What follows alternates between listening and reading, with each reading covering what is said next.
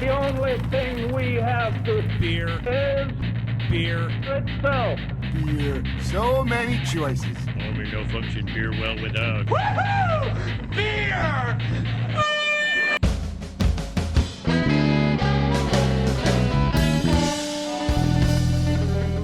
Hello and welcome to another episode of Beer Busters, where we're going to bring you the news and reviews of some wonderful brews. My name is Dan Baker, as always joined by my co-host and brewologist, Steph Hefner, and the household from entertainer, Wayne Baker. And now this is a very special edition of Beer Busters because once again we are on location. We've got two fine gentlemen with us from Snitz Creek Brewery. We have Mr. Patrick Freer. And Adam Scheide. Gentlemen, thank you so much for having us out here today. I'm loving the site so far. Thanks for coming. And we already have a whole slew of beers on the table, which I'm very excited to try. So most of the area of this table is occupied by beer right now. Yes. And if we run out, we've got 4 fermenters behind us. Yeah. Anyway, are full. We're close to the source. this is the coolest room we've ever recorded Yes. in, I have to say that. Yeah. So the ambient noise that you are hearing behind us right now is the fermenters in the fermenting room here at Snitz Creek. So bear with us, but that just proves that we are actually where we claim to be. Absolutely. Right. But because I want to drink beer, let's do this.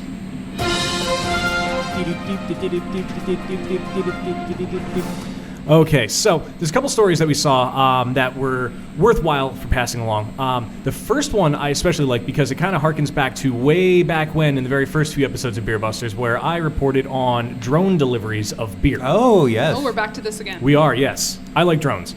At least the ones that don't kill people. Now, the original story that we had back then, this is not necessarily a follow-up, but gentlemen, for you joining us, there was a music festival in Africa that was going to deliver beer to people in the audience by drone. You could put in a request on your smartphone, they would deliver it to you, drop it on your head or whatever they do, and then you drink and watch your band. You don't have to lose your place. Now, the reason this story ties in is because it is another drone, but this is here in the U.S. It's yep, you're already making the motion. It's ice fishermen that did this at Lake Waconia in Minnesota using a hefty remote-controlled quadcopter. It was a match made in 0-degree weather. The brewery took orders and flew their drones out to the fishermen who, in turn, didn't have to trudge to the shore for their liquid refreshment. Now, the FAA, however, they did not like what was going on, and according to the FAA rules, you can't fly a drone for commercial purposes above 400 feet in the United States. Now, apparently these were going higher. Therefore, a robot flying a sixer over to some thirsty pescatarians, they said, is right out. One phone call from the FAA shut down the whole operation and, in turn, set off an internet firestorm. So everyone out there in the podcastiverse, you can chime in on this and let the FAA know. Now, there is a petition started by this Lake-made brewery on whitehouse.gov, which I recently learned, thanks to a case involving one Justin Bieber, that if you have 100,000 signatures on this petition on this website, the government has to answer. Yeah, don't they want to they've have been doing that for a him while. deported back to Canada or Right. something? So, Wayne, I'm sure we can post a link to this petition Absolutely. on the website. So go to beerbusterspodcast.com, click the link, sign the petition. That way you can be lazier and have your beers flown to you. There was a petition on that government website to build a Death Star. Yes, We- they responded A real to that. one? Yes, there was a petition that And they got enough signatures Yep. that the White House had to respond on their official position of building a Death Star. Yeah, is that it would cost like $85 quadrillion to build. Therefore, they would not be doing it. Now, back to the drone issue. Why wouldn't they just fly it below 400 feet? That I'm not sure. good question. I think at that point you might have to worry about. I don't even know. Never mind. I Trees? have no Yeah, idea. there are no Power 400 lines. foot tall trees. Yeah. Yeah. Other people grabbing them as they As they go, Right, that's yeah. true. That's a good Yeah. point. Yeah. Interception, as it were. Now, like I said, you can sign this petition. If you get over 100,000 signatures, the government will have to respond to it. So hopefully we can order beer by drone soon. That way, and I like it too because it can easily cut down on drunk driving because you can just say, hey, bring me my beer via text message, and something will literally fly it to you. safer. Yeah. We should have the Insurance Institute Yeah, support it. exactly. There you go. There you go. Cut See? down on death and order your beer by drone. Wow. So the next story that I saw, It's a direct correlation. yes, It really absolutely. is. It really is. The headline on this article reads, "Electronic tongues are the beer snobs of the future." Okay. And the article starts out, "If beer is the new wine, robots are the new beer snobs." Well, sort of. Researchers in Barcelona have developed an electronic tongue that really knows the difference between a Pilsner and a Bock. For now, it looks less like a slick futuristic robot tongue and more of a big clump of sensors with a robotic arm. But while it's a prototype, their creators will say that it could someday replace human taste testers. Is this to taste off flavors in beer? Is that the point? It seems to be, yeah. Whether it's, if you can get maybe something might have expired versus something that's about to, I don't even... I'm sorry, there's no replacement for human testers. I thought you were going to say the Veto. human tongue. I was just gonna. There's no replacement for the human but tongue. it's not What all else can about this the tester tongue. do? No, You have to. It's not like wine where you texture. can swish it and spit. You have to There's so swallow many- beer to get Right, the whole right. experience. There's so many different things going on. Yeah. Yeah, And as someone who's gone through intensive off-flavor beer training, I mean, To be usurped by our that robot I would be, overlords. all is those just awful beers I unacceptable. had to drink. No, Well, now, here's the thing, though. There was a study published in the journal Food Chemistry, it's called.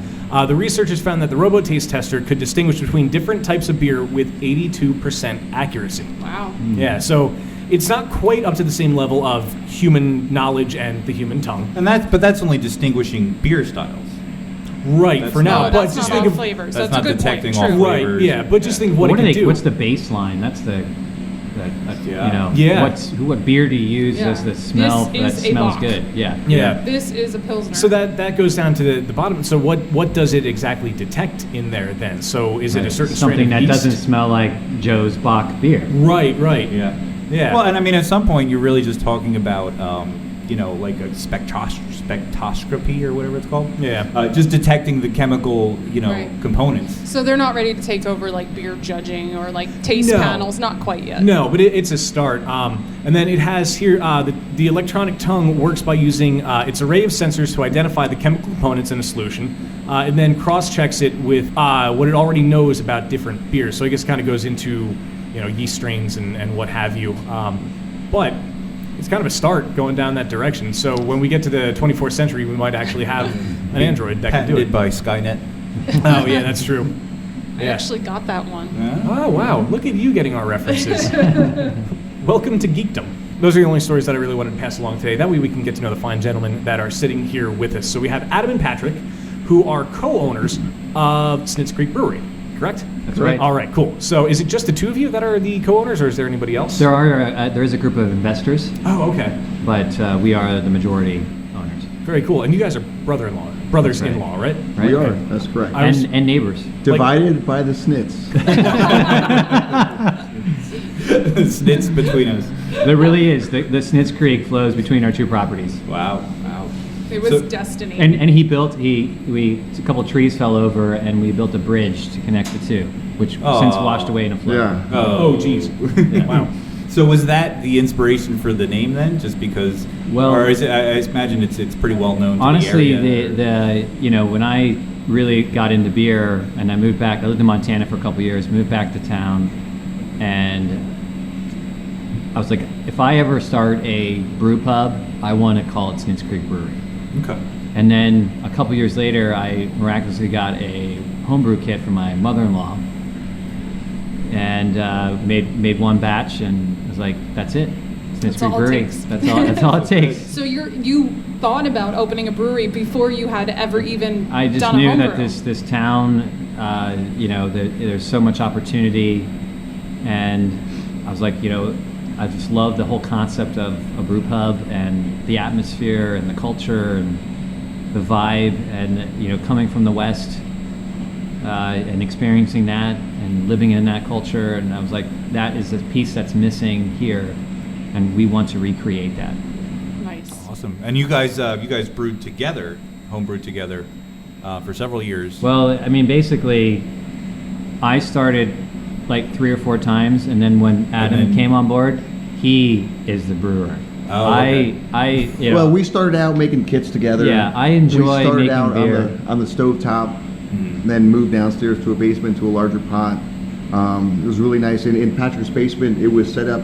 The house was built in the 20s with everybody smoked in the basement, so they had like vents everywhere. So we had like ventilation, like wasn't an issue. Oh, okay, yeah. So we had a nice burner set up in the basement. Then as we tried to brew more beer because more people wanted to have some more beer, we then moved outside, then out to a barn. So now our pilot system is a 15.5 gallon 3 kegel system, and it's in the barn right you can see the Snitz Creek from the bar. But I haven't made a beer in 2.5 years. You know, But he's drank a few. So you started the I'm brewing, a tasting panel. and then you came along and said you're not doing this, right? Did you have experience? No. He came. What happened was after the first batch, he came for the second batch, and he Okay. was hooked. Oh, okay. And then there were a couple other friends that were kind of like, should we, shouldn't we? He and I knew that this is something we got to do, and we just took the bull by the horns. And we're like, are we going to do this or not do this? And we had a good talk with my sister, so his wife and my wife, and we had a big powwow and be like, okay, this is the deal.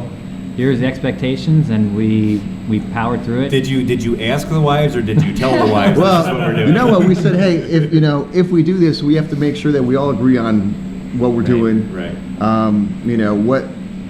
Make sure that there's no what ifs, there's no second guessing. How can we do this together? Stay married, Stay friends. friends, Right. stay happy, and Have a viable needed to- business. right. Yeah. We need to make sure that whatever happened with Snitz Creek Brewery, that we walk away, we're still family, we're still friends. Going to Christmas, hanging out, Cool. Yeah, I've Right. known a lot of, well, not a lot of people, but some people who went into business with friends or family and just wound up being pretty bad Right. after the fact. It can Can get be ugly. touchy, Yeah. yes. As the people around this table can attest to on both sides. Yeah. Oh, okay, there you go. Now, you guys still both work your full-time jobs in addition to running the brewery as well, correct? That's right. That is correct. I am an insurance man by day. My dad and I are partners in a local agency here in town. And I'm a health and phys ed teacher. Awesome. Another teacher that goes into Yes. brewing. There's becoming a pattern. Yeah, I was gonna say there's a common thread here. Now, if you said you haven't brewed in what 2.5 years? You said roughly. Yeah, about that. Well, the last, not to interrupt that, but he's been around the brewing process. right. Right.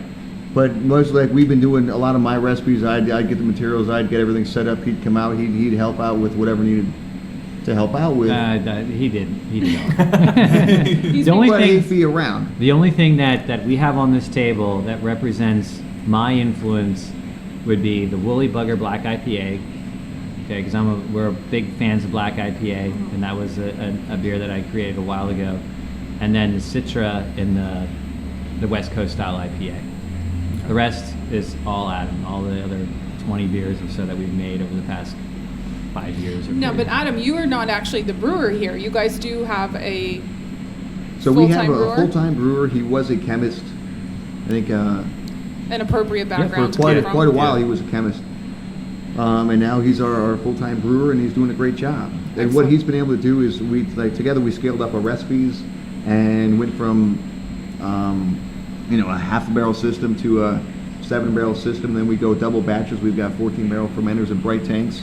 And right now all our fermenters are full, and so are the bright tanks. And we're Yeah, it really is a, when you looking back, and I plan on writing a book for a lot of different reasons. One being the regulatory issues that you face when you go from home brewing to commercial brewing, and the uncertainties and the stress that can create. But one of the things too is that you don't really understand completely, if you haven't had commercial brewing experience, the intensity of the equipment and the gauges and the calculations and the formulas and all that kind of stuff. And we were given very good advice by Appalachian Brewing Company. We joined the Hershey-Harrisburg Beer Country, which put us in contact with a lot of those guys, and Artie has been a mentor to our manager, and basically told him, if you're not going to hire someone with commercial brewing experience, you better well hire a chemist, because that's really what it is. Right. Yeah. And it's amazing the issues that we faced and how non-issues they are. But in my world, and I'm not going to speak for Adam, but I was like, I have no idea what that thing is, or like what that number represents. And he's like, oh, it's just simple, you know. And he's able to have able to have these conversations If you say with so. with full-time commercial brewers for Right. years that are talking the same language and understanding, even though ours may be smaller, the stuff or the numbers, that language is still the same. Right. And that has been huge for us, and we really are very proud of the stuff that he's been able to do because of that. Now, you guys also have a pretty full menu here, too. I know the little notes that you guys gave us, there's grilled cheeses, bologna sandwiches. Now, I have to ask for the bologna sandwiches. Is that Lebanon bologna, since we're out in Absolutely. Lebanon? Okay. Just want to be sure. So like, what else do you guys have then? Like burgers? You guys have whoopie pies here? We do have whoopie pies. The burgers we get right across the street from our Lebanon local farmers market. Okay. So we get those from Highway Meats. The whoopie pies we get from Shady Maple. They do make the best whoopie pies around. Great. We had a great whoopie pie taste testing night, and they won hands down. Nice. Our upper fudge, it's a Lebanon creation. It's not really fudge, it's more of a buttercream that's handmade by a lady down the street. But I think if you look at our menu, it's slightly different. It's just a little bit unique. We have a very small kitchen, but we wanted to add to the experience of the brewery. And you do that through unique combinations. We're trying to keep the prices down as much as we can, but we have the schnitzer, which is smoked Lebanon bologna between, on a cheeseburger and a pretzel bun. Oh my God. And you're going to have one of those before you leave because You will get no argument you from will me. never go back after this thing. Oh I'm my telling God. you, it is incredible. And grilled mac and cheese on a sourdough, add lobster option. I mean, we really have some fun things. Like if you, again, what we're trying to do is bring outside influences. So we've been to California, we've been, all these different places, and trying to bring that menu here, which we can do. It's different. So it's not just a simple grilled cheese. It's brie and Granny Smith apples and cranberry chutney. It's fresh mozzarella, pesto, tomato. These are things that simple to make, but you just really can't find. And that's why we are, same thing with that I said earlier about bringing that West Coast vibe here, just bringing that sort of a culinary vibe too. It's like we're going to rotate the menu and do different things and really try to keep the experience going so that we don't get into a regular rhythm of just having a cheeseburger. You're just throwing this on the grill every day. Right. And that's great. your Explorer Ale is sort of following that idea as well. That's a beer that's going to be changing all the time, correct? Well, yeah, it's interesting because we created the Explorer. It's really Adam's lager recipe. Mm-hmm. He was so adamant about having a lager here, and the business side of me trumped him and said, "We don't have time to lager. We need to," and it's we sold basically 14 kegs of that in 2 weeks. It's our quote unquote Miller Lite version, but it sold so much and was so popular that we don't think we can keep Explorer Ale as a randomly rotating beer. Now it has to be. It has to be Explorer. Yeah. We have what's called a mid series. Uh-huh. And that is going to be our small batch series. So for those that fly fish or fish in general, midges are the small little tiny flies you see that come off the water or swarm in little bits of. I know what those are. Okay. That's one thing I know. They're midges. And that's exactly what our new sort of small batch, randomly rotating type things is going to be. We're going to call it a mid series. Cool. Now you mentioned the fishing. Now I know that most of your beers in the brewery has a fly fishing theme to it. Now is that because you Patrick are into Yeah, fishing? I'm really the fisherman. Okay. But what we've tried to do also is create an outdoor experience theme. Mm-hmm. Is whether you like to run marathons or you're a big bike rider, whatever. Like how can we expand the name to incorporate a lot of different outdoor activities? Right. So like when you come in the pub, you see all these things. There's ice climbing, there's horseback riding, there's rock climbing. And so like our opening day IPA, originally it was opening day of trout season. But there's lots of opening days. What's your opening day? Line breaker double IPA. You're breaking the line because it's a big fish, but you're crossing the marathon, you're crossing the finish line. Okay. You got to the summit, whatever it is. So we're trying to expand the name a little bit. The woolly bugger, it's a fly, but it's also a fly that is the most versatile fly in the fly box. It can do many different things. And so we try to do a combination of both, but all of it really ties. So you sort of start with the fishing and then sort of Right, make it and a little say, more universal. can we apply to expand it something to right? The broad term is the whole outdoor experience, but it's non-motorsports. It's not conventional sports, so it's not like we're not the sports bar. Right. You're not going to see games up on the TV. We will be posting the Olympics, putting them up. Tonight they start. It's a big deal. We've got an Olympic ale that we'll be releasing tonight. But everything that has to do with the outdoors, we want people to be outside as much as they can be, and we want people to appreciate nature, celebrate the outdoors, and when they do something good or they feel good about themselves, reward themselves with a schnitzer.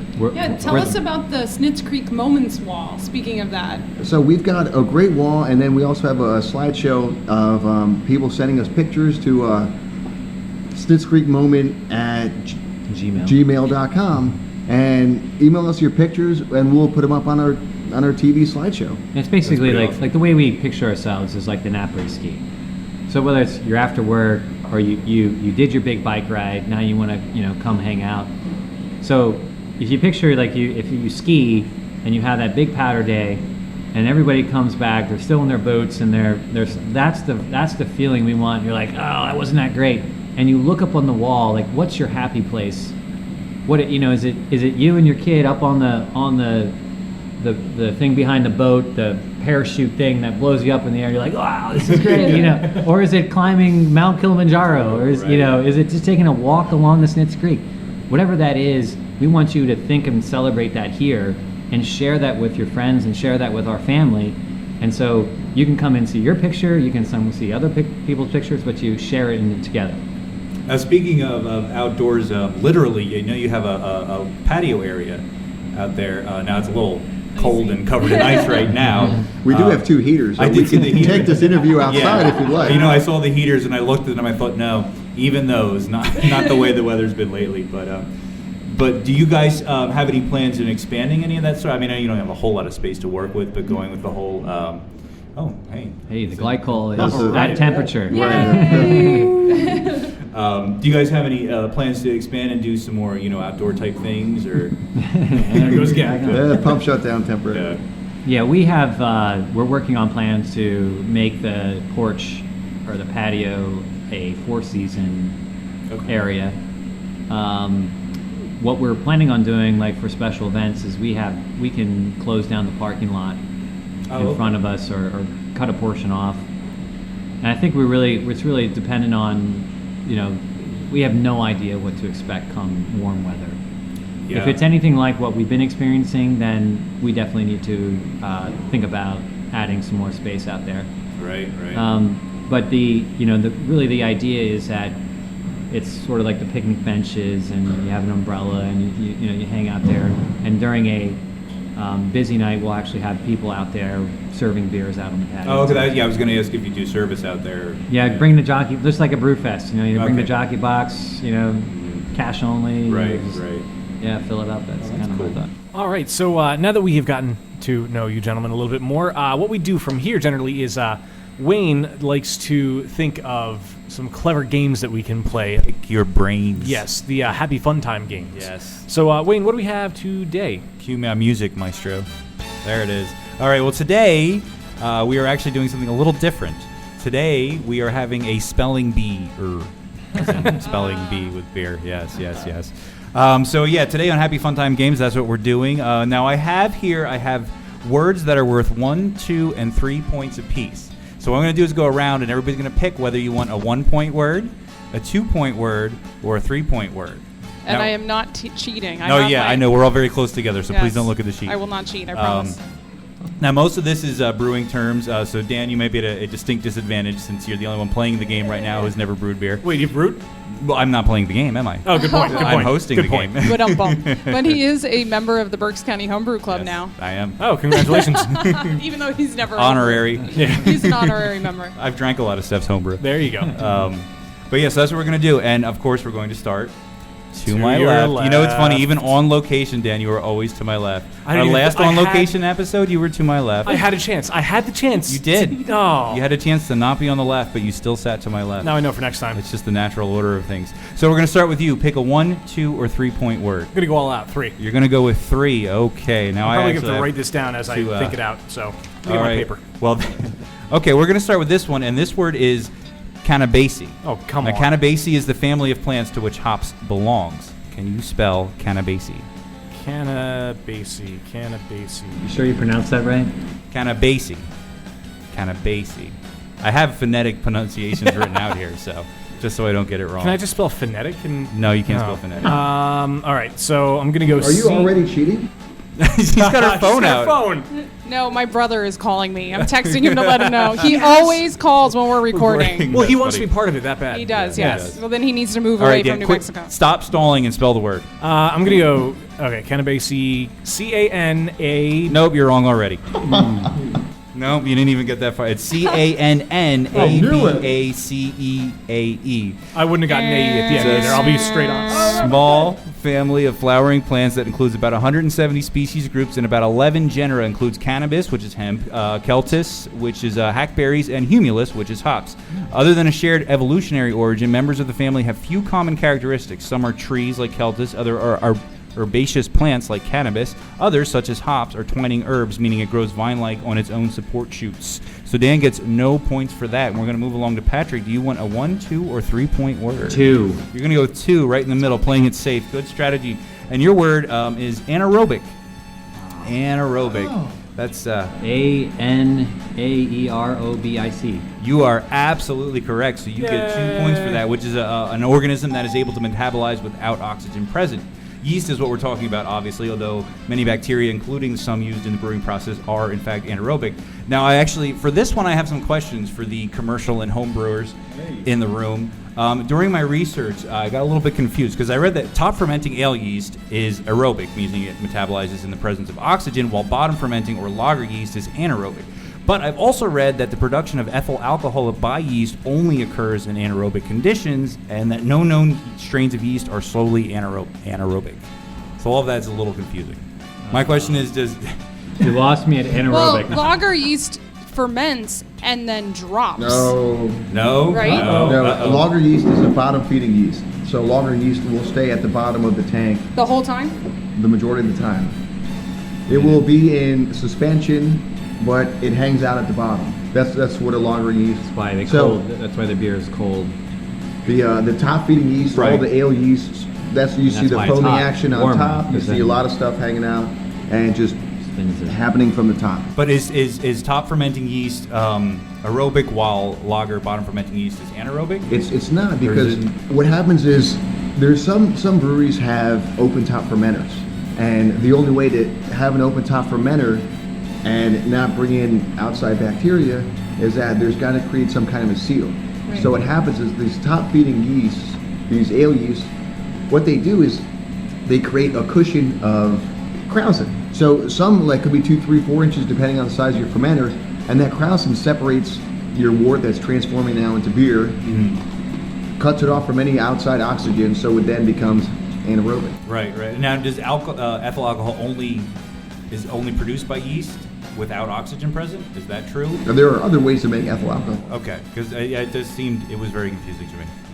I just don't know what those other ways are. Yeah. I stopped listening about 5 minutes I was conflicting things, but I found it all very interesting. Well, thank you very But much. after anaerobic activity, a beer is great. After aerobic activity, a beer is great. after any activity. And I beer is recommend great. our brown trout stout. After any activity. After any activity. Or the opening day IPA. whatsoever. Even after spelling. Speaking of which, Adam, It's it is, my turn. It Yeah, is we're now playing your a game turn. anyway. Yes, I know. I figured that one would get us on a sidetrack because I wanted to ask about that. Now you have a choice here: 1, 2, or 3 points for your word. I'm going to go with a 1-pointer. You're gonna go with a 1-pointer, an easy 1-pointer. All right. Well, this one is decoction. Decoction, which That's a sounds 1 dirty. pointer? Why is that a 1 point? Yeah.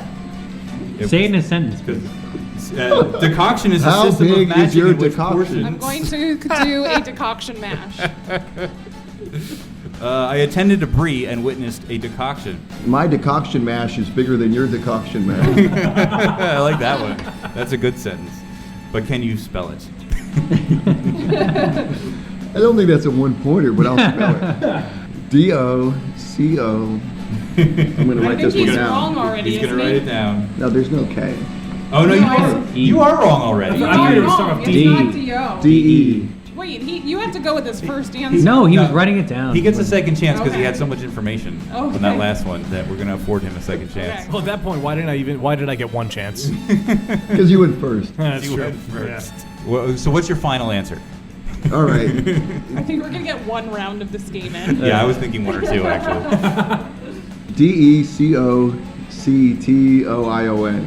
Yeah, you threw an extra O in there. You were wrong both times. You get Close. nothing. You get nothing for that one. But A valiant effort, all the same. You get Steph, to drink some of your beer. I'll go for a 2-pointer. You're going to go for a 2-pointer right in the middle. Okay, your 2-point word here is acetaldehyde. Wait, you have to. That's not pronounced properly. You have to pronounce it correctly. How do you pronounce it? Acetaldehyde? Acetyl. Acetaldehyde. According to the internet, which I asked. Because everything on the internet is true. Asked. I asked the acetyl. I asked the internet. I axed the internet. There you go. How to say that word? How do you spell it? Okay, ACETYLHYDE. Nope. Ah. ACETALDEHYDE. Acetaldehyde. Yes, which is a byproduct of fermentation that gives a green apple aroma. Yes, it occurs widely in nature and is produced on a large scale in industry. It occurs naturally I'm in a coffee, terrible bread, and ripe speller. fruit, and is produced by plants. Also produced by the partial oxidation of ethanol, an intermediate step in the conversion of sugar to ethanol by yeast, and may be a contributing factor to hangovers from alcohol consumption. Oh. In point of fact. Yeah, and I don't like this game. You spelled it wrong. Okay, we're gonna try and do one quick round here. Okay, We've lightning gone- round. we've gone How kinda about long all here. 1-pointers? Lightning round. Dan, pick 1, 2, or 3. I'll go 2. You go 2. Okay. Please spell chlorophenolic. Why is that 2? Chlorophenolic. All right. These are hard. What about hops? It's a plastic-like aroma caused by a chemical combination of chlorine and organic compounds. Can you say it one more time? Chlorophenolic. Chlorophenolic.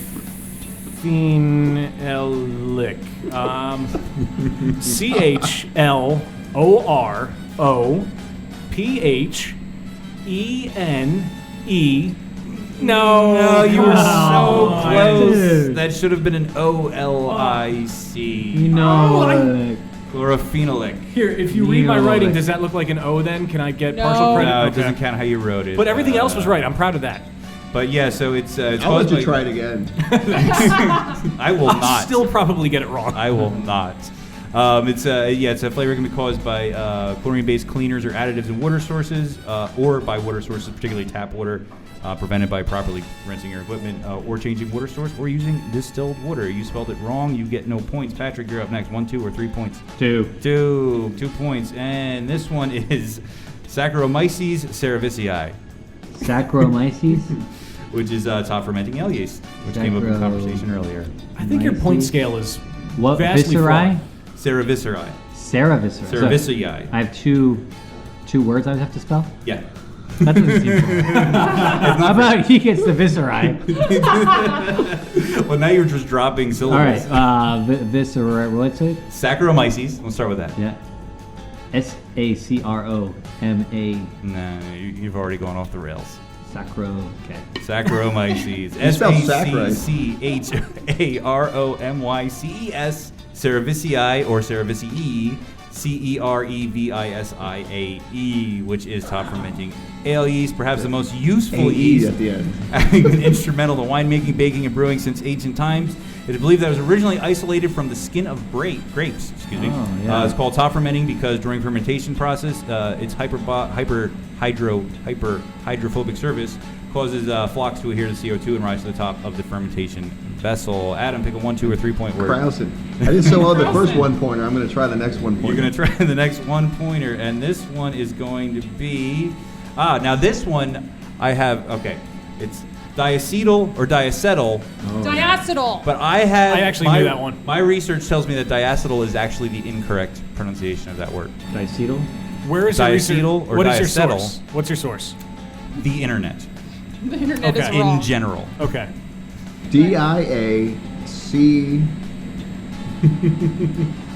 DIACETYL. You are absolutely correct. And you get What you get a porter? point for that one. It's a Aye. volatile organic compound in beer that contributes to a butter or butterscotch flavor. It's a volatile colorless liquid with an intensely buttery flavor. That's like that movie theater beer we made by mistake one time. Wait, what? Tasted just like popcorn. Yeah, Oh, yeah. It's That's most awful. often considered an off flavor, but sometimes it's intentionally added in certain styles of beer. But We'll call that intentional. we'll call that intentional. Beer sometimes undergoes a diacetyl or diacetyl or diacetyl rest, in which temperature is raised slightly for 2 or 3 days after fermentation is complete to allow the yeast to absorb the diacetyl it produced earlier in the fermentation cycle. And finally, mercifully, Steph. 1 point. Let's go. 1 I don't want to be point. shut out here. All right, this one is just for you. Are you going to give me? Oh no, that is not 1 point. Reinheitsgebot. Is that a word? That is the German purity law. If you regular listeners of the podcast will know what it is because we've talked about it a lot. Reinheitsgebot. Oh, you threw an extra H in that shouldn't go there. Your last H does Come on, not Steph, put the H. belong. You are incorrect. Can I get a half point? Sure. You get a half point. Why not? I almost spelled my word right. I had one letter off. So did she. And No whining. There's no whining in beer. There's no whining in beer. Yes, the Reinheitsgebot is the German purity law that originated in Bavaria in 1516 and is now applied I to knew all that. German brewers making beer for consumption in their own company. It requires that only malted grains, hops, yeast, and water may be used in brewing. I Only thought you were those going to four give me ingredients. Krausen. And nothing else. No. Krausen, which the internet told me. Krausen? Yes. I got one. You got that correct. But I picked my own word. Yeah. I do not like this game. The internet told me that that's pronounced Kreusen. Krausen, whatever. But whatever. So anyway, Moving on. mercifully, after this train wreck of a game, we're coming to an end, and I believe Patrick is our big winner. That's with right. 2 whole points. Coming up right on his heels with 1 point is Adam. Right on his heels with 1/2 of a pity point is Steph. And in last place, unfortunately, to my left, is Dan. I get no pity. No pity points. You get the best view. Yes, you get 1/64 of a point. All right, so at That's least pity. it's not 0, so that's always good, right? So now that I've been humiliated yet again, No,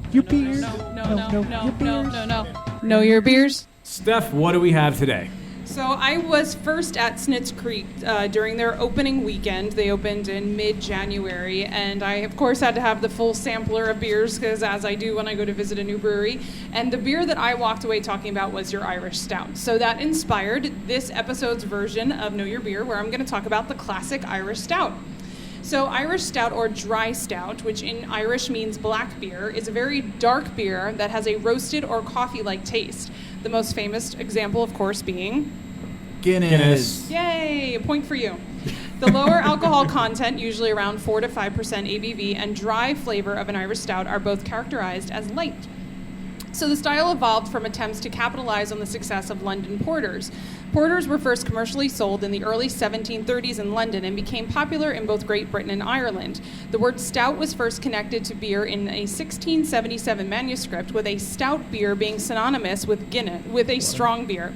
In the 1700s, the term stout porter was used to refer to a stronger version of a porter. Guinness started brewing stout porter in 1820, around when stout also began to emerge as a distinctive style, using a more dark brown malts and additional hops than the porter of the time. And we are getting delivered more beer. I love it. At around the same Cheers. time, black malt was invented. Traditional stouts of the 1800s, early 1900s were different from the stouts that we drink today. Roasted barley, which gives an Irish stout that dry roasted taste, was not widely used until the early to mid 1900s. Stouts back then had very high gravities and very high hopping rates. Some in some cases up to 90 IBUs. So let's look more at a modern Irish stout. The aroma. Yes, let's. The aroma you can expect is very coffee-light, roasted barley with roasted malts, and it may have, and there's being one put in my face right now, it may have some slight chocolate, cocoa, or even grainy secondary notes to it, with little to no hop aroma at all. In appearance, jet black again to deep brown, with sometimes garnet highlights being visible, and most of them are opaque. A thick, creamy, long-lasting tan to brown colored head is very characteristic. The flavor is moderately roasty, grainy, with a little bit of acidic sourness sometimes, and medium to high hop bitterness. Dry coffee-like finish can be expected, and some may have a bittersweet or unsweetened chocolate character. The mouthfeel is medium light to medium full, typically very creamy, and often described as remarkably smooth. Yay, good word. Bottled version of the beer are typically brewed from a significantly higher original gravity and may be designated as foreign extra stouts. Most commercial versions are primarily use roasted barley to achieve the dark color, while others use chocolate malts, black malts, or a combination of all three. The dryness you experience comes from the use of roasted unmalted barley in addition Rastafarian barley? Rastafarians, in addition to pale malt and hop bitterness. So some commercial examples you have, of course, Guinness, Murphy's Stout, Beamish Stout, O'Hara's Celtic Stout, Russian River's OVL Stout, Three Floyd's Black Sun Stout, Old Dominion Stout, Goose Island Dublin Stout, and the Brooklyn Dry Stout. And of course now, the Snitz Creek Brown Trout Stout. There we go. Now, the beer that got delivered to us, I noticed you were on your phone. I'm assuming you ordered your beer through your phone, so does that make the person that delivered it the drone? Yes. Okay. I was just going to say that we should have beers delivered by drone. Yeah. That'd be awesome. In its 35 years of existence, the American Homebrewers Association has helped many people begin and continue their quest to make the perfect beer at home. As a long-standing member of the AHA, Colin Presby has gone above and beyond in his local community to grow the appreciation for craft beer and homebrewing. Having founded the Berks County Homebrew Club in 2010, he has successfully led the club through 4 years of growth. Colin also teaches homebrewing at Goggleworks Center for the Arts in Reading, Pennsylvania. Looking to the future, Colin is running for a position with the governing committee of the AHA to bring a much-needed perspective from the East Coast in a Western-dominated governing body. If you support increased communication between local clubs and organizations, Colin Presby is your man. A vote for Colin Presby is a vote for the betterment of homebrewers across the country. I'm Colin Presby, and I approve this message. Beer me! Beer me! Beer me! Beer me! All right, so I've been excited for this ever since I found out we were coming here. So what do we have in front of us? I think we're going to start with a beer that was not available when I was here the first time, so I'm excited to try it, the Apple Weiss Wheat. Well, first of all, with fly fishing and fly tying, we have a fly tying vise. So we knew we had an apple wheat. Snitz in Pennsylvania Dutch means apple, or dried apples. So we knew we had to have an apple flavored beer. Obviously, wheat is a perfect choice. Not too many apple flavored beers out there, and certainly not apple wheats. The vise, we have a picture of the apple in the vise, squeezing the vise, dropping the juice into the beer, creating that, that's why we call it the apple vise. It's a clever punny play on words. You would appreciate that, Yes, Mr. Punny. Yes. This is very good. I actually, when we first got here and we were hanging out at the bar for a little bit, I got a little sampler of this. Which I thought was funny because the first time I met you, Patrick, you mentioned that people sort of encouraged you guys to brew a fruity beer for the women. Right. And you had talked about at the beer fest that a lot of men were coming up and drinking it. It was easily 9-1. I think what people don't understand is, or the assumption can be, is that women want fruity beers or light beers. And as I told you, if you ever approach a woman and you have no idea what they want to drink and you assume that they want a fruity or a light beer, and they are in fact a craft beer drinker, you will get your head chopped off. Yeah. Very, very quickly, because they are very, very passionate about the beer.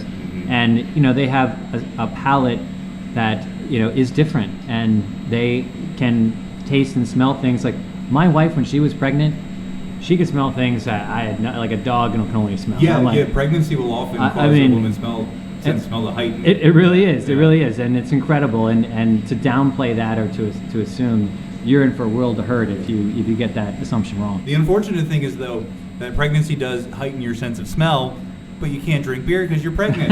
You can't take advantage of it. Wow, wow. I do think apple is pound for pound the manliest fruit, or at least one of. But this is very good. So it makes it okay. I think one of the reasons why it was popular for men is that that's one reason. It's not strawberry. It's not blueberry. Or passion fruit. Or passion fruit. And the other reason is because it's different. There's nobody. Those are rather up, actually. Oh, really? That's funny. Nobody's doing apple wheats, and we wanted to still maintain the wheat flavor and just get enough apple in there that it's you can smell it a little bit. But it's not a Jolly Rancher. It's not like you're eating a sour candy. I've had apple wines, and I did not like any of them. I don't think it was too sweet. It was like like a Jolly Rancher candy, super sour. This is very good because it's subtle. It's it is, it's balanced. It's just enough. It's fresh apple. You don't get that like sugary sweet It's or not like apple that candy. faux apple taste. Yeah, you get that this was made with real, true apples. It's a subtle hint of apple. A subtle hint of apple. But no, I like normally when I see apple attached to something, I just kind of assume that it's going to be a hard cider. Point of clarification: we aren't using real apples. Really, that's interesting. We are not using real apples. How are you getting the apple We want flavor? to make sure that we don't want to lie and say that we are using real apples. Apples, it's a very chunky, and they're given the fermenters and all that kind of stuff. It's a challenging. It's such a weak flavor. Mm-hmm. You can't, like with a blueberry. You one blueberry in a 5-gallon, but you can taste blueberry. Yeah. You drop an apple in there, you're like no lost. idea. Yeah. So we actually use a flavoring product that we do put in there, and it's perfect. Yeah, it's doing the job. It's doing the job, and it's safe. It's But it's an unsweetened flavor, so Right. you're not going to get like an extra sweet. It not doesn't sugar. have a Maybe like synthetic flavor. taste It's not to it. like No, candy no, it does apple taste or very anything natural. like that, or that Jolly Rancher. You taste should to it. add like an ounce or two of the ceremonial apple juice to each batch, just because. Yeah, we had a brewer on an episode previous. I won't mention. I don't know if he wants us to share this or not, but he would say that it was brewed with. What was it? Maple Maple syrup. syrup, and he would do the ceremonial, do a little bit of maple syrup, It was but really actually it was extract, flavoring. But you know what? If you got the right flavoring and it does the job, Right. why not? Yeah, Wasn't there something in the game that you said that Oh, the Conjures up an apple flavor? acetaldehyde, because apparently I pronounced everything wrong. But yeah, it's a byproduct of fermentation that will give a green apple flavor. Now that's a negative apple flavor. But that's all. Yeah, that's Okay. all. This that's is an a all positive flavor. apple Yes, flavor yeah. that we're. Thank you for clarifying that. But another thing, guys, speaking of using syrup or fruits in general, is it's also going to affect the fermentation process because you're introducing sources of sugar. Into, So like I did say, ours is a non-sweetened apple flavoring, but it's also introduced at the very end of our whole process. So it's actually when we're already putting in the bright tank. So Okay. the fermentation process is done. complete, right? So can we move on to the second one because this one's my favorite? The brown trout stout. The brown trout. So stout. you were before we were officially on air. You were telling us the story about the brown trout. Right. So anybody who fishes know that brown trout is a very popular fish to catch, but also that you can find that in local streams. When you are a fisherman and you catch a native fish, it's very beautiful, it's colorful, and lots of beautiful color spots and things like that, but it's a non-stocked fish. So when we posted online what our beer was, the brown trout stout, we said a trout native to the Snitz Creek. Myself and my designer missed the whole, the fact that it's not really native. The entire internet said, "Now wait a minute." Yeah. So our people that we're attracting here saw that immediately. Said, "Hey, wait, brown trout are native to England, not to Pennsylvania. Brook trout are native to Pennsylvania." And what we meant to say was they're naturally reproducing in the Snitz They're Creek. found wild. They're found You wild. can catch a wild trout. A wild brown trout, trout. which is hard to do in this area, given the pollution issues that affected this region And they're so 30 smart. years ago. And there is a lot of fishing pressure, and the habitat, the streams are very silty, so it's very hard to have natural reproduction. So when I caught one, and it was about 8 inches, which is big for around here for a naturally Might be reproducing. big to you. Sorry. Yeah, but it was gorgeous, and I was like, this has got to be a great name for a beer. That's cool. I really like this. This is very good. The roasted flavors, the hints of chocolate and caramel, and the dry finish. It's just exactly what you want when you're advertising a dry stout. So I love it. It's one of those you could drink it all day kind of beers. This is And what I would take it's got if the- I went fishing. This is what I would take with me. The coffee caramel in the beginning, but it does finish very dry. Yeah. It does, And- yeah. And at 4.6%, it's very sessionable for. Sessionable. There's that word Yes, again. there Well, it we is. talked earlier about women in beer, and for whatever reason it may be, the women that are drinking beer in this pub, the brown trout stout, they are the most passionate about. They're most proud to drink this beer, and I think it's because how dark and scary it looks. Yeah. but how extremely non-hoppy and smooth And and easy it is to drink and dry. I mean, this thing you could chug it, or it's just like a gift. Essentially, yeah. Yeah, without being, and so it's been interesting seeing the progression and the people coming in, like they don't know what to get, they don't know what to order, like, well, I don't really like hoppy beer, something like, try a little sip of this, trust me, just do it. And I can imagine looking at it to someone who's not a big right. beer drinker would say, well, that looks scary, but it is. It's very smooth. Yeah. It's not very alcohol heavy, and it's very easy drinking. And that's one thing about operating a brew pub, or when you start a brew pub, you have certain anticipation of who's coming into the pub. You know there's going to be people who are big-time craft beer drinkers and maybe some not so much. But the amount of people that are coming to just have the experience, and especially because there's not one around here, these people are new to the whole deal. And so they have no idea what to do. And they just assume automatically that anything dark is not going to taste good. Right. And it's like, do you like coffee? Do you drink hot chocolate? Like, do you like those kind of flavors? Oh, I do. Well, trust me, this is going to be okay. You're not going to throw up when you drink this thing. It's not going to burn your throat on the way down. You're not going to choke on it. I love the aftertaste of this one, because normally, in my experience, a stout doesn't leave the best aftertaste, or maybe I've just had the wrong ones, but this one makes me want to go back for more. That's It's the dry finish. It's very dry. Yeah. That does sort of. That's a big...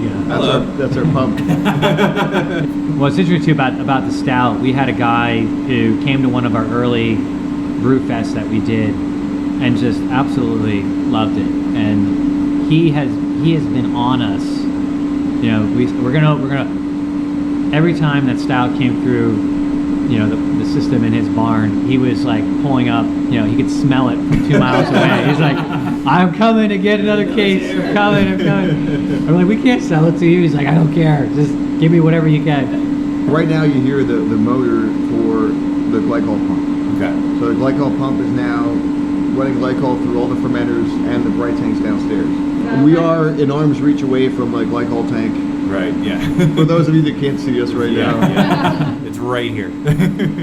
So moving on, the next one is a special yet to be named Olympic themed beer. Ooh. And if I understand, it's sort of like a Belgian IPA-ish, sweet kind of finishing beer. It's not Sweet, quite spicy. a style. The Belgian IPA was, I'd say, the model that we were going after. So we wanted something like that. We were going for an international flair.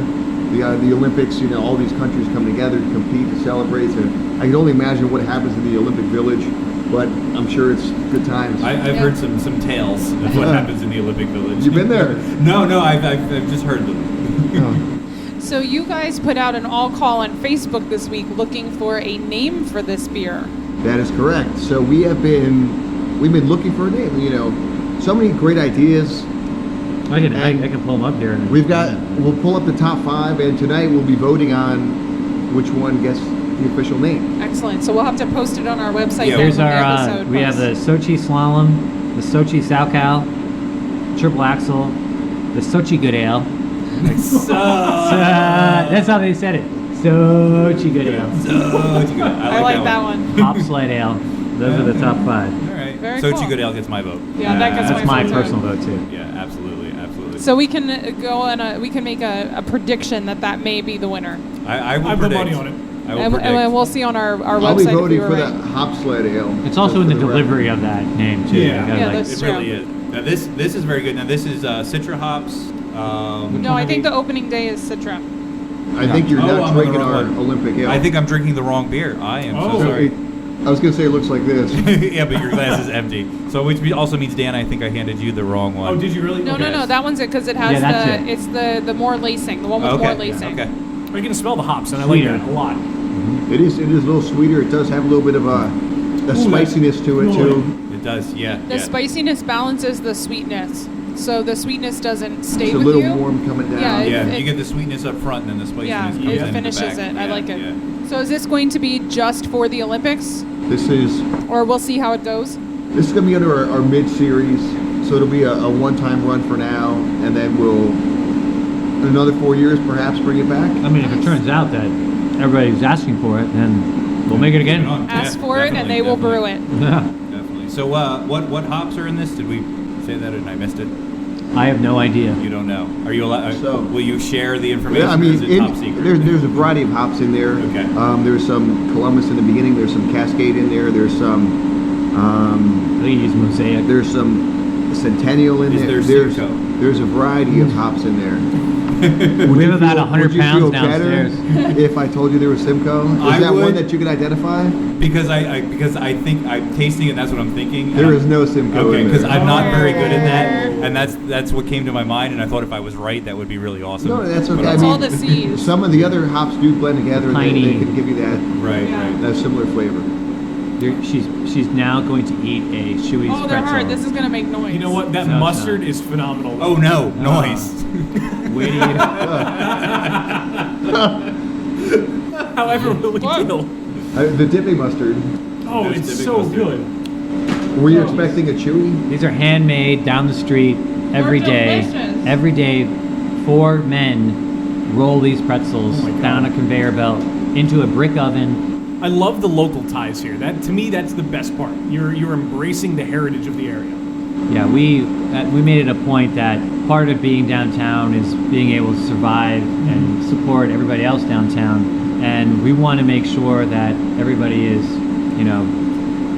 as much as we can. It's hard to source locally, mainly because you have to pick it up. Right. That's the hardest part. Is okay, you can easily go buy it, but then you got to buy it every week, and point, if you got to buy 10 different places every week, and you can have a company deliver it to you once a week, it becomes a major expense if you right. Actual going out and The gathering. logistics behind it Yeah. all. But we realize that it's very important for us to support downtown, and hoping that they also support us. Right. So Chewy's is one of those things that we're going to do and maintain. And I think that also makes it difficult to try and source everything locally, and yet keep your prices, as reasonable as possible. That's right. With all that extra logistical headaches. Yeah, we're coming out with a beer and brats night on Tuesday nights. You gotta, I'm in. I'm in. yeah. So we got Neil's Butcher Shop down the street. We opened up about a month ago, right about when we opened up.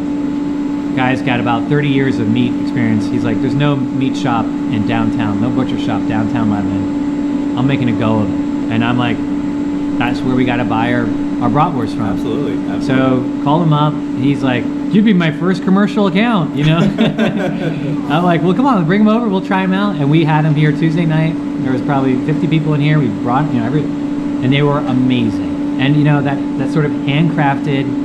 It's exactly what we're trying to sell. Exactly what he's trying to sell. He's down the street. I mean, it's a no-brainer. It's a no-brainer, and we're going to do it. And we're so excited to have it. That's great. That's great. Well, and anything like that, brats, and you talked about the Lebanon bologna earlier, and the whole, Pennsylvania whoopie pies, Pennsylvania Dutch influence. That whole sort of culture of the area in general, and in the larger area with the Pennsylvania Dutch influence, gives you a lot of opportunities, I think, for that sort of locally handcrafted type stuff. Not only that, but our location, you mentioned the Lebanon Bologna.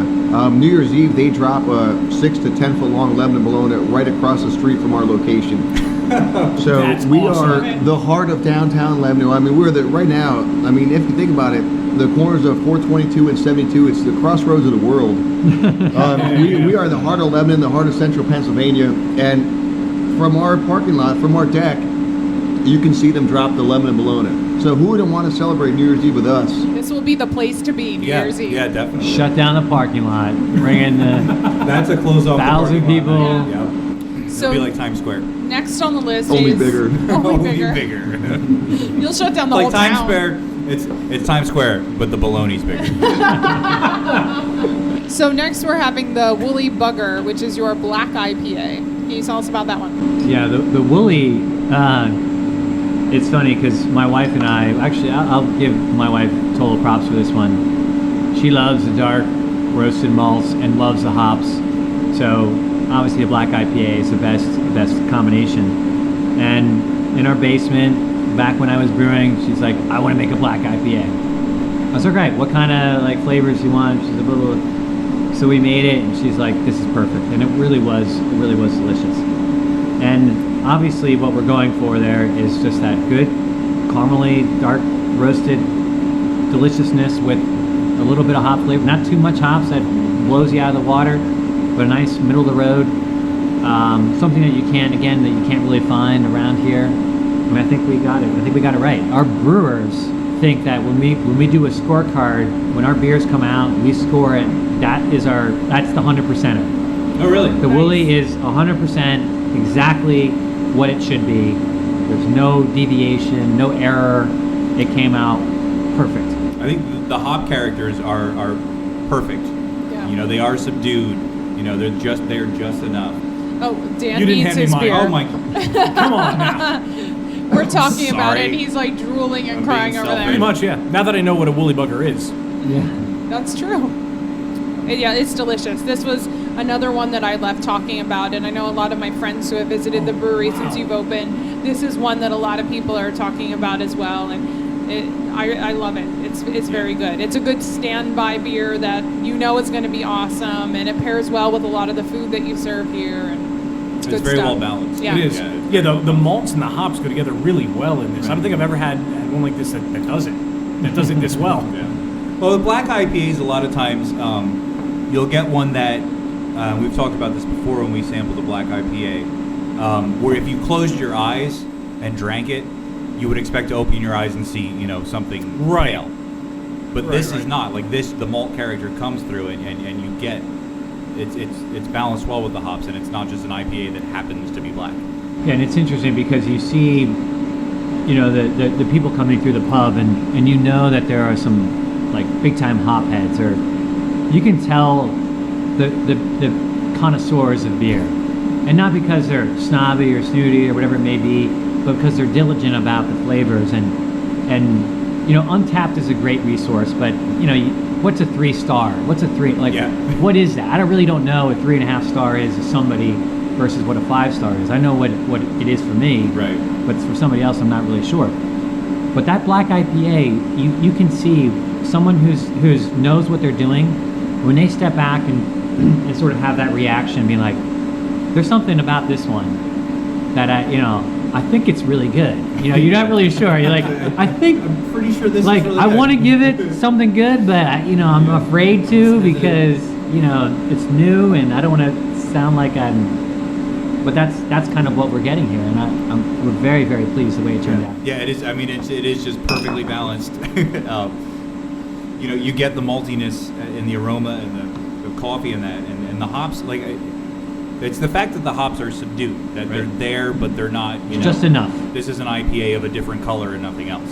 Here's what I like about it. So, like I said, the malts and the hops blend together really well. The aftertaste for me is I get the malt, but then when I breathe out through my mouth, I get the hop back in it, which mixes it. Like, it makes me want to. Yeah, that bitterness does kind of sit there and come back up a little bit. I almost said it makes me want to breathe more. There's your, That is much your better. new motto. Our beers will make you want to breathe. Much better than a beer that makes you want to breathe less. The more I drink, the more I breathe. Brilliant. There you go. Like, my goodness, my goodness. So we're ending with the opening day IPA, and this is a different take on it than what I had when I was here opening weekend. Can you explain that? It's the same recipe, same However- ingredients. However, our carbonation process is different. And wow, what a world of difference. And we lost the aroma in the original batch, and now we got our full West Coast style citrusy Absolutely. deliciousness that should have been there in the beginning. It's there now. We figured it out. We're very, very excited about this one. You know, And this is full on Citra. pure Citra. Pure I mean, there's Citra. some Columbus in there for a In bittering. for the aroma, it is full on Right. Citra. Yeah. So I mean, there are other hops that we intermingled in there during The the brewing flavor and the process. aroma is pure Citra. So I have a question. You said you get the West Coast style in there. I've seen that advertised for something else. I can't remember what it was, but what makes it West Coast style? The hoppiness and the citrus. Okay. They're like a full malt body, so you got a good body to it, and then it's a heavy grapefruit. You know, you sort of taste that little bit of sourness, and then you've got the aroma of that citrus piney.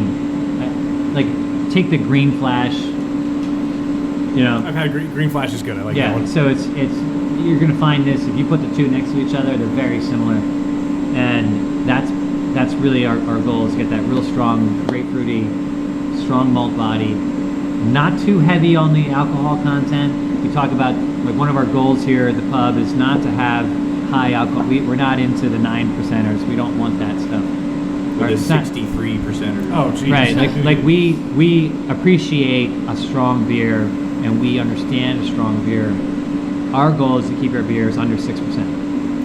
That's our target. Right. You know, the lower we can get them, the better that we feel about them. And I think if you're talking about a beer where the alcohol content isn't really a factor in the flavor, then I think a lower percentage is more desirable simply because you can drink more and Right. you can try more beers. Now when you're talking about like barrel aged beers or beers where the alcohol becomes a component of the flavor, obviously there's a Yeah, but place you for can't that. drink those beers while you're fishing. No. High Well, you alcohol can. beers and Depending like what the kind of sun fishing on you're the doing. lake. We'll be catching something other than fish. Ice fishing, you may want a really That's true. strong bourbon barrel aged 12%. Delivered something by a like drone. Yes. Delivered by a drone. Delivered by drone, right, your congressman? Yes.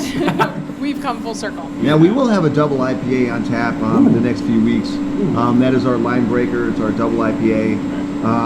However, that's going to be in the 7. It's still not going to be a 9 or a 10 or anything obscene.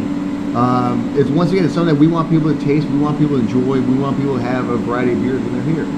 I haven't tried this one yet. I should probably take a sip. I'm sorry. I've just been listening to everybody Just talk getting about to it now. Which one are you on? This is the opening day. Yeah, I'm not that He's far on behind. the Don't apple worry. I'm on the Spice. brown trout stout. Yeah, I'm like 4 beers behind, guys. Can you slow down? But this mixer is really awesome.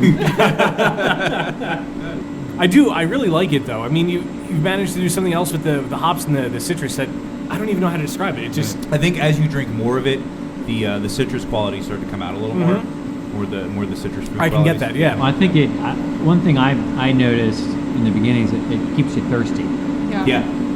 Like for whatever reason, it makes you want to drink more. And That's a whether good marketing technique. It is. But Makes you wanna it's breathe true. more It's and like drink more. it's a combination of sour. So you want to get rid of the sour, but also it's dry. Right. Yeah. So you got the hop, a lot of good hops in there that makes it like kind of dry you out. So you're like, I want to keep drinking it. Like it's hard to But stop it's still drinking. so tasty. Right. It really And that's the extra it's not factor that gonna once floor you're you. like, I need another sip. Like, it cleans up, and you're like, I need to start that whole process over Right. again. It's not going to floor you. Which is Now, one thing important. about our opening day IPA, back when we were still in the homebrewing section, we won several awards with this recipe, our opening day IPA. So we won a Judge's Choice Award, a People's Choice Award. The following year, another Judge's Choice Award in a local competition down the road here. And this one by far was the one, this one and our lager, which is why someday we will have a lager here. Maybe not tomorrow, but someday. But one day, and for the rest of your life. If you like the Explorer Ale, you're going to like our lager. Wait for it. With bated breath. But our opening day IPA, I mean, people love it. When we've been to different events, different festivals, we usually take our opening day IPA and the brown trout stout. And for the hopheads, they love our IPA. And for everyone else, even the people that think they're like, well, I don't really drink craft beer, I'm like, just take a sip of the brown trout stout. They're like, can you fill it up some more? And they're like, can you fill it up even more? I said, we fill it up to the line. So if our listeners want to come and try these beers for themselves, Snitz Creek Brewery is located on North 9th Street at, as you said, 72 and 422 here in downtown Lancaster. Crossroads of the universe. The crossroads of the universe. They have a great the heart of central Pennsylvania. That's right. They have a great That too. parking lot that's attached to the brewery that you can enter off of 422, but there's also hundreds of spaces in downtown Lebanon. That will not be a problem. When you enter, it is self-seating here, so you can get comfortable and find a spot. You have a counter where you can walk up and order food, which they'll deliver to your table. Some very intelligent bartenders that will help you find a beer of your choice, or you can sample. No drones yet, but No drones quite yet, but Coming you can soon. do a sampler. Their samplers come with 4 beer selections, but you can also purchase each beer in a 5-ounce sample size if you want to do them all like I did. You can also purchase pints and get growlers to go. So come through downtown Lebanon and try the beers here. Thanks for having us, guys. I really appreciate it. Yeah, this Thank was you. awesome. I was gonna say your social media, Facebook, website. Yeah, Where are you guys at on the internet? All of the our above. daily updates are Facebook. We're also on Twitter. We have a website, SnitzCreekBrewery.com. It has our basic information on there. That will be probably our new website release in a couple weeks. But for the latest updates and specials, and are we open or not open? What are hours? Facebook is our. And that's Snitz Creek Brewery on Facebook. That's right. All right. Well, we didn't do this. are we able to declare favorites? I think everyone knows my favorite. The brown trout stout is still Okay. my favorite. Okay. It's just I very love good. a good dry Irish stout, and you guys have mastered it, and I love it. Thank you. So good. But I am very impressed by the new, as I'm making quotation marks, opening day IPA. The real. Yeah, the opening. real. The real There you go. opening The real one. The aroma blows me away. So Thank kudos you. to you guys. It's really good.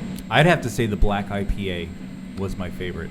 I knew you were think- gonna say I that. knew- It was Woolly. It was good. It was Ah, very man. good. Love the that- woolly. The woolly would definitely was. It was. I mean, it was just spot on.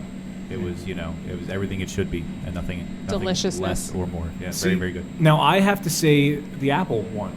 That to me was Fantastic. my absolute Really? favorite. Yeah, I mean, would not have picked that for I've you. always Because had- that's a man's fruit. that's right. The manliest It's the most fruit. manly fruit. It is the apparently. fruit version of bacon. Ooh, I'm okay with that. Well- Can we use that? Absolutely. There is a bacon beer in the future. Oh, okay, So you've got Dan's vote. I'm in. The Dan's So moving we to have Lebanon. what the bratwurst night we were talking about. We have Yeah. a bacon beer coming up and a double IPA. But our food, we have a bacon jammer burger, which you haven't tried yet.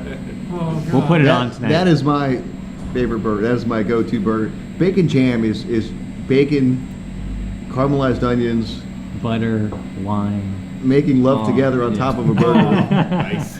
Oh my god. Okay. Should we do food busters now? Yes. Do you need samples of all their Well, food? Yeah. We'll get you some food. Don't worry. Oh my god. And you were saying about that bologna burger earlier too. Oh my god. Yeah, you won't go back after that. Okay. But yeah, my favorite was the apple. For some reason I've always really liked apple flavor, and this seems to it successfully does it without my fear. Like I said, was it being a cider? But I know coming into a craft beer place that it wouldn't be a cider, but it does it very well, and I really like the way. And not to say I didn't like any of them. 'Cause That's they the were all perfect really way to good. describe it. It's an apple beer without the cider taste. Yeah. Yeah. It's a beer with apple. Yeah. We just keep creating a bunch of slogans tonight. You really do. You really Yeah. Are you taking notes? So Once now it hits your lips, Yeah. it's so good. shall we pose the Sophie's choice to Yep. our guests Go here? We ahead. always do this. What's your favorite beer? You're supposed to like all of them equally, like your children, but No, secretly you like one more than the other. I absolutely love a West Coast style IPA, and I think this opening day IPA, I need nothing else but this Nice. in my Now, life. you That's- reference children. Do you have any children? I do not. So usually your That favorite he knows child of. is the one that's being good at that time.